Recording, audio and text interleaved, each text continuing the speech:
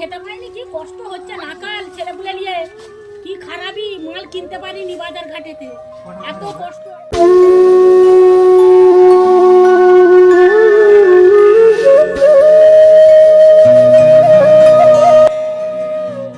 তৈরি হয়েছে আরামবাগ মহকুমা জুড়ে ভয়াবহ বন্যা পরিস্থিতি। খানাকুল বিধানসভার 2টি ব্লক মিলে 24টি গ্রাম পঞ্চায়েত সবটাই প্লাবিত বন্যার জলে। কোথাও একতলা তো কোথাও 2তলা বাড়ি জলের তলায়। মাথা গোঁজার ঠাঁই কোনো রকমে, কারোর বাড়ির ছাদ তো কারো আবার রাস্তায়।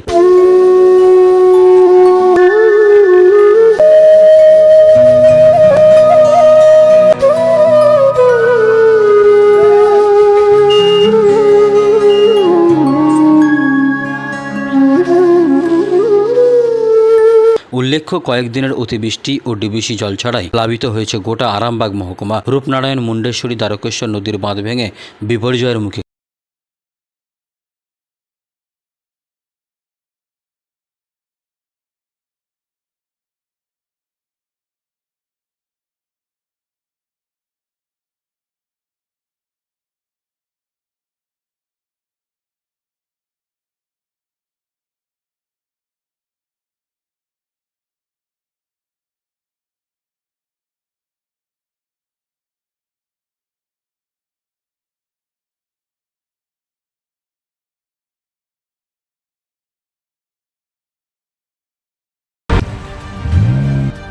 অনবরত উদ্ধার কাজে লেগে রয়েছে খানাকুল প্রশাসন।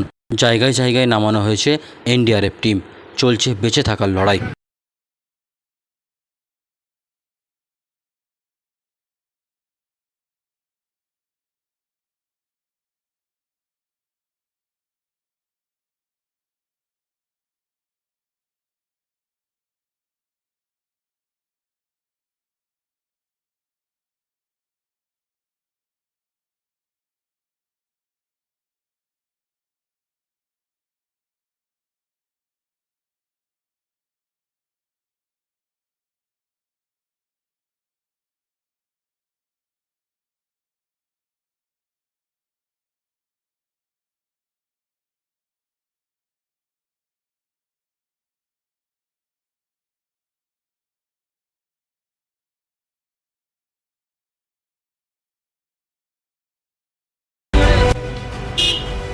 আর এই পরিস্থিতিতে ইতিমধ্যেই আরামবাগ মহকুমা পরিদর্শন করে গেছেন রাজ্যের মুখ্যমন্ত্রী মমতা বন্দ্যোপাধ্যায়।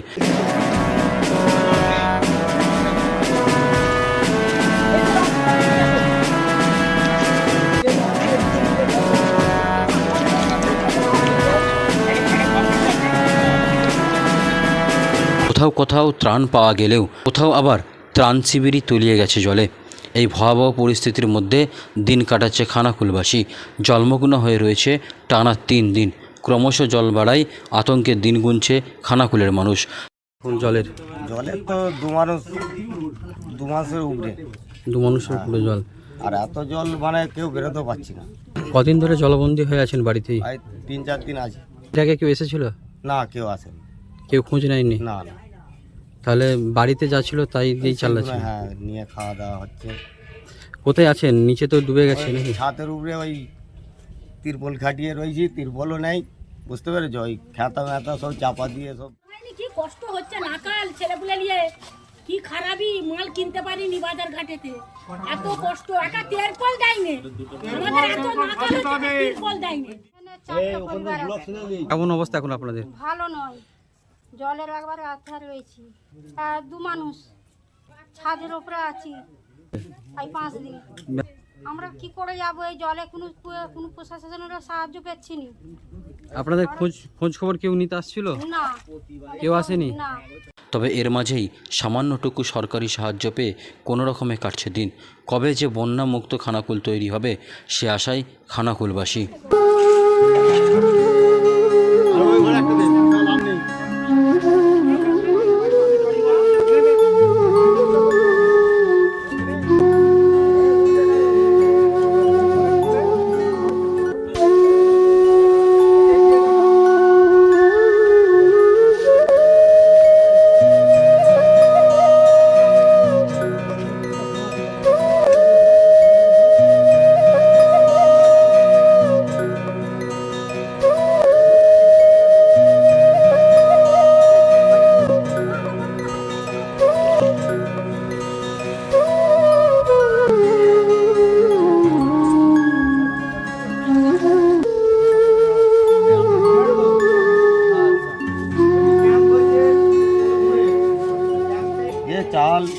চাল দিল, চিড়ে দিয়েছে, গুড় দিয়েছে, বিস্কুট দিয়েছে, তিরপল দিয়েছে, যথেষ্ট সেবা করছে আমাদের।